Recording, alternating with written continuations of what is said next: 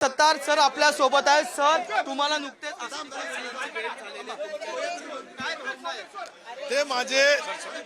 ते माझ्या जिल्ह्याचे खासदार आहे।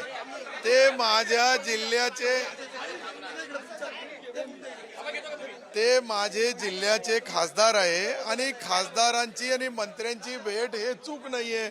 ते कामानिमित्त माझ्याकडे आले आणि मी त्यांच्याशी चर्चा केली। बांगर साहेब पण होते आणि बांगर साहेबांच्या समोर मी चर्चा केली। असं काही त्याच्यामध्ये राजकारण नाही। सर पण जसं म्हटलं जात आहे की ज्यावेळेस एकंदरीत राजकारणी मिळतात त्यावेळी नक्कीच काहीतरी शिजलं जातं। मागच्या पावसाळी अधिवेशन दोन वर्षापूर्वी मागचं असंच पावसाळी अधिवेशन झालं, विधान परिषदेच्या निवडणुका होत्या आणि त्यावेळी सुद्धा असंच चित्र आम्हाला पाहायला मिळालं होतं आणि तुम्ही त्यात पहिल्या फळीत होता।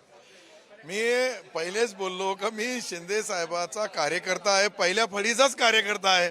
म्हणून त्यावेळेस ज्या वेळेस या पवित्र मंदिरातून ज्यावेळेस मी बाहेर जातो काही ना काहीतरी विधान भवन मधून घेऊन जातो। सर अगदी शेवटचा प्रश्न, महाविकास आघाडीकडचे नेते म्हणतात आहेत की तुम्ही नाराज आहेत आणि या नाराजीचा त्यांना फायदा होऊ शकतो। अब्दुल सत्तार नाराज आहेत का? हे अब्दुल सत्तारांनीच मी नाराज नाही। मी पहिल्या बी सांगितलं, आताही बोलू लागलो की मी कोणत्याही माझ्यामध्ये नाराजगी नाहीये। मी धनुष्यबाण या निशाणीवरच येणारी निवडणूक लढणार आहे, नंबर 1।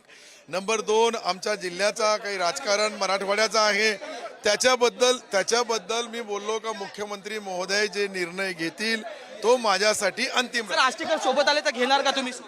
निश्चित याच्याबद्दल मी एकनाथ शिंदे साहेबांशी चर्चा करेल। आता सत्तार सर म्हटलेले आहेत की जर ते सोबत आले तर या संदर्भातली चर्चा जी आहे ती एकनाथ शिंदे सरांसोबत होताना आपल्याला पाहायला मिळेल। व्हिडिओ जर्नलिस्ट प्रकाश भोयरसह मी अजय माने, पुढारी न्यूज, मुंबई। खरं तर विधान भवनात आज पुन्हा एकदा मोठ्या घडामोडी होऊ लागल्यात, कारण की 2 वर्षाआधी ज्यावेळी अशाच विधान परिषदेच्या निवडणुका होत्या त्यावेळी आपण असंच एकंदरीत चित्र बघितलं होतं, कारण की अनेक आमदार एकमेकांना भेटत होते आणि त्याच्यानंतर पहिल्या फळीतले नेते होते ते म्हणजे अब्दुल सत्तार, जे या ठिकाणून एकनाथ शिंदेसोबत सुरतला गेले होते। तिथून हा संपूर्ण गुवाहाटीचा प्रवास झाला होता। आज पुन्हा एकदा आष्टीकरांनी अब्दुल सत्तार यांची भेट घेतलेली आहे। त्याच्यानंतर त्यांनी माध्यमांना जरी म्हटलंय की आमच्यात कोणतीही राजकारणी चर्चा झाली नाही, पण ज्या वेळेत असे राजकारणी भेटतात त्यावेळेस नक्कीच काही ना काही राजकीय घडामोडी होतात। त्यामुळे आजचं आष्टीकरांचं आणि अब्दुल सत्तारांचं भेटणं हे कितपत आणि काय मुद्द्यावर असेल हे भविष्यात नक्कीच कळेल। व्हिडिओ जर्नलिस्ट प्रकाश भोयरसह मी अजय माने, पुढारी न्यूज, मुंबई।